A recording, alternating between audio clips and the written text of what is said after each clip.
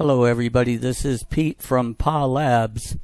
And if you've read my blog message today on YouTube, and today being December 9th, I had an idea last night or this morning of trying to do videos on making a video game.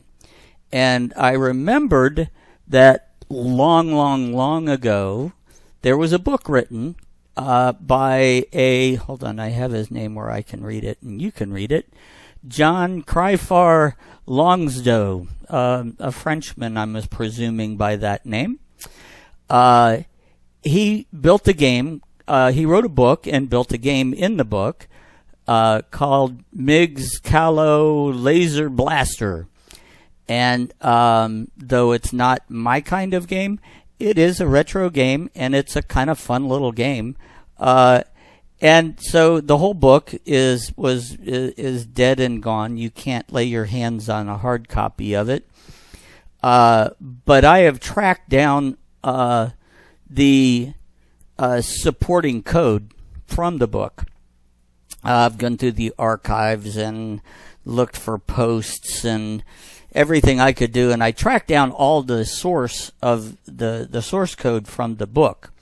Now, the book was written in a very old, much older version of the compiler, and hardly any of the code works. Okay, there's lots of changes to the compiler, and well, unless you know what you're doing and really stick at it, it's kind of a pain. Well, I've actually built the game.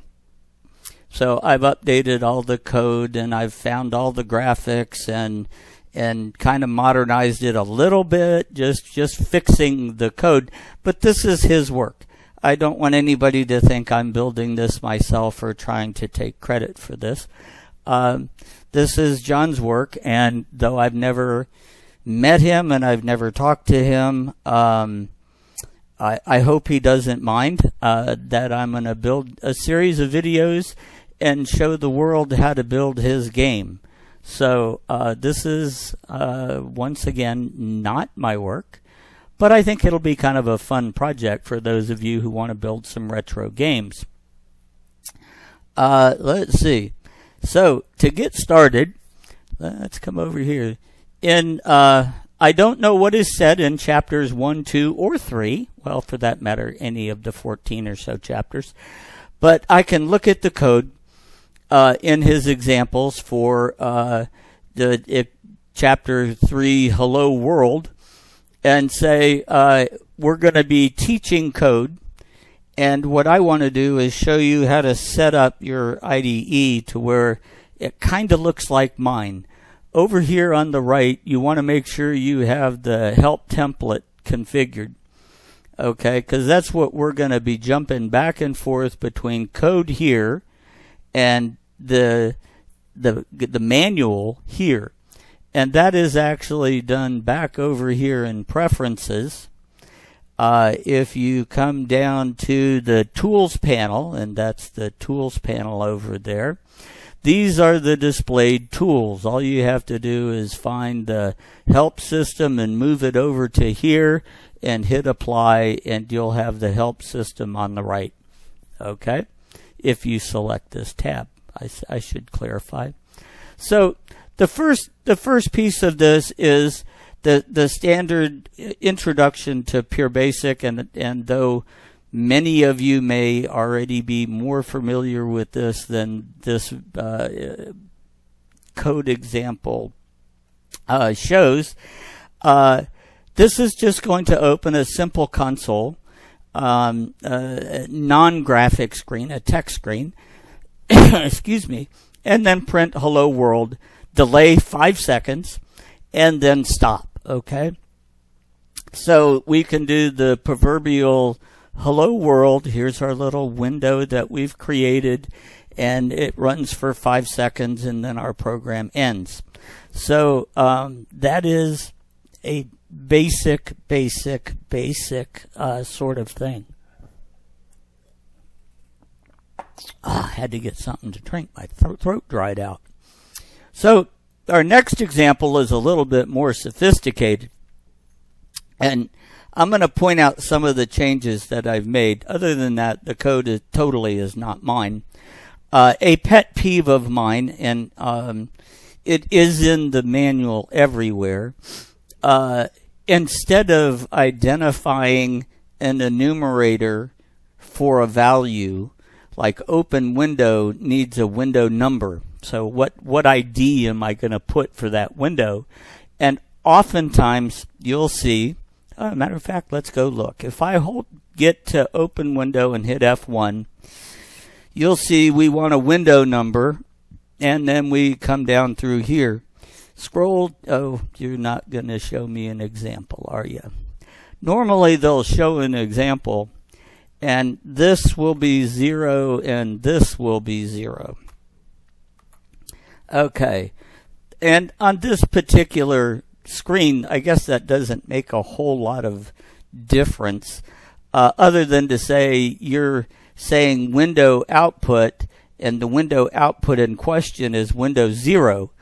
And you need to be smart enough to go, oh, Windows 0, well, that matches this number, so this drawing is going to be done on that window. Well, it's a guess. And when you have 8 or 10 zeros on the screen, it gets to be pretty hinky as to trying to figure out who is who. So in all of these examples, I will be using an enumerator up here. So you can say, okay, open window, oh, that must be his number. And now we're drawing to this guy. Well, goodness, that makes a direct correlation easier to see. So what we're going to do here is we're going to open a window up, that actual Windows window, and we're going to draw directly to the window itself. And we're going to say at 0, 0, that's your XY coordinate, say hello world. Now we're just going to use default colors, default everything. We're going to delay 5 seconds and then close. And look at that. So the default color is white on a black background. All right. So we could have some fun with this and say, how about if we said red? And let's see what that comes up. Look, it's red on a black background. So, I mean, we can have some fun with this. We could say, how about if we go with white? W-H-I-T-E. How about that one, white? All right, so not all the colors actually have names. Oftentimes you have to use RGB or something to that effect. Or you can actually go to the color picker over here, and we can do, let's do that color, whatever on earth that color is, and we can insert that. And we can say, hey, look at that. Now he's on that little tealish background. That's kind of cool. All right, so enough of this. We've done Hello World 2 different ways. Now we're going to do it a third way. Now, this one, I'm going to slide this over a bit. I've gone through on the third example and virtually put a comment on almost every single line in here, so you can see what's going on. Now,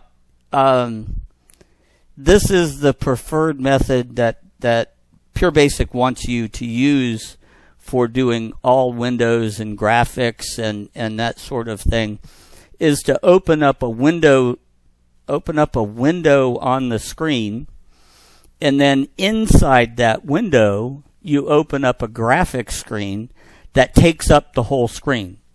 So in the old days you would just do a open window, I think it was just open screen. That's what it was, to open up a purely windowed screen. But that means you got to change the graphics card on the people's machine to match the graphics, which is that's kind of a taboo thing anymore. It worked really fine back in DOS days and that sort of thing, but nowadays people see that as a real big irritant. So the preferred method to do it is you open up a window. You can make it a borderless window so you can't see the window. and then you open up the graphics screen inside that.